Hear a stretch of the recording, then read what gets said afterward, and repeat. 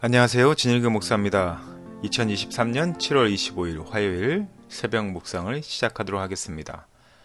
오늘 말씀은 어제 이어서 예레미야 9장 7절에서부터 16절까지 말씀이고요. 제목은 연단이 필요한 사회입니다.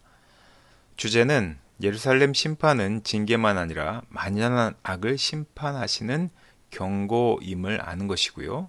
또 오늘 본문 말씀을 통해서 하나님의 경고를 무시하고 연단마저 거부하게 하는 것, 그것이 무엇인지 살펴보도록 하겠습니다. 오늘 본문 말씀은 이렇게 이루어져 있습니다. 이스라엘이 야곱의 후손이듯이 그들은 속이는 행위에 익숙하다는 것을 오늘 본문은 드러내고 있습니다.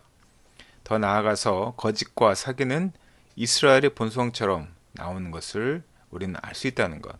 또한 이 하나님은 이스라엘의 멸망을 선언할 뿐만 아니라 탄식을 통해서 심판을 확정하셨음을 오늘 본문을 통해 살펴볼 수 있습니다. 좀 더 깊이 들여다보도록 하겠습니다. 가망 없는 백성들에게 남은 것은 무엇일까요? 당연히 심판뿐입니다. 이유는 그들의 위성과 이성 때문인데요.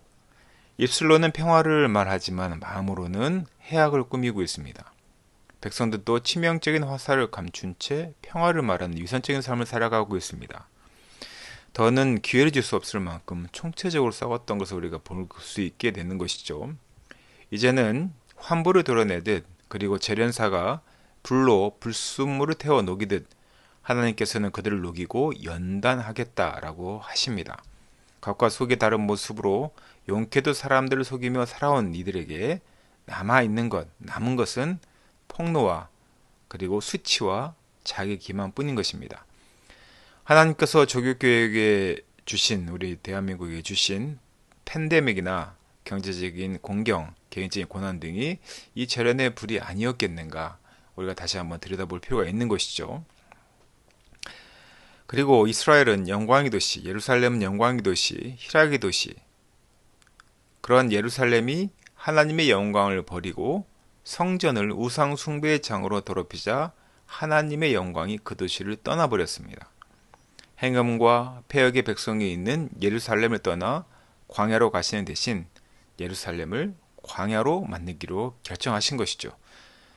하나님이 떠나시면 어디든 죽음의 땅이 되지만 광야도 하나님이 함께 하시면 생명의 땅이 됩니다. 아무리 강성해도 하나님을 경외하는 백성이 없으면 짐승만 가득한 그런 성읍이 되는 것이죠. 심판의 이유가 무엇이라고 생각하세요? 심판의 이유는 우상 숭배입니다.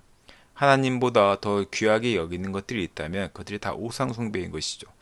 율법을 버리고 하나님의 목소리를 충종하지 않고 완악함을 따라서 조상들처럼 하나님 대신 바알을 따르는 이스라엘이 심판의 대상이 되었습니다. 하나님을 생명과 안전의 원천으로 인정하지 않았기 때문에 하나님도 그들에게 생명 대신 죽음을 주신 것이죠.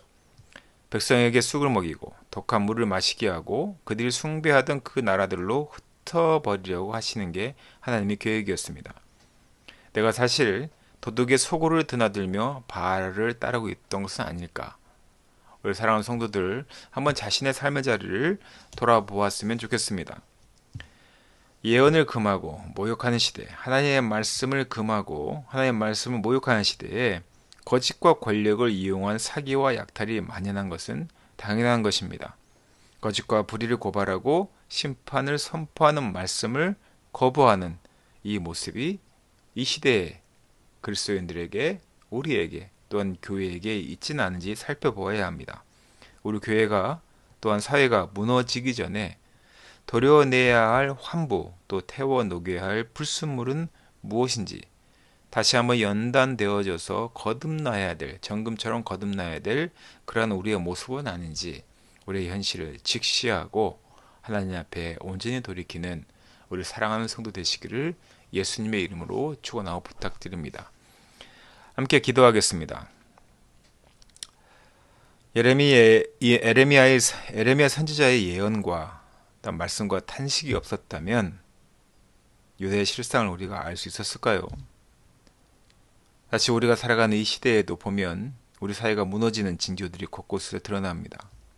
하지만 무언가에 성취된 이들이 그러한 것들을 가리게 하고 또 다른 세상 책을 쫓게 하는 것들을 포기함으로 우리가 하나님의 말씀을 온전히 듣지는 못하는 것은 아니지, 아버지 하나님, 우리의 상태와 우리의 사회를 다시 한번 정확하게 돌아보게 하시고 하나님의 말씀을 엄중히 들어서 새롭게 함을 우리가 추구하며 다음 말씀을 귀 기울여 듣는 우리 사랑하는 성도들에게 주님 도와주시옵소서.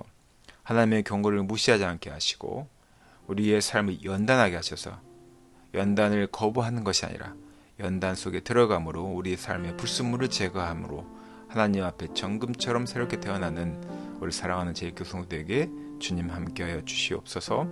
이 모든 말씀 거룩하신 예수님 이름으로 기도드렸습니다. 아멘.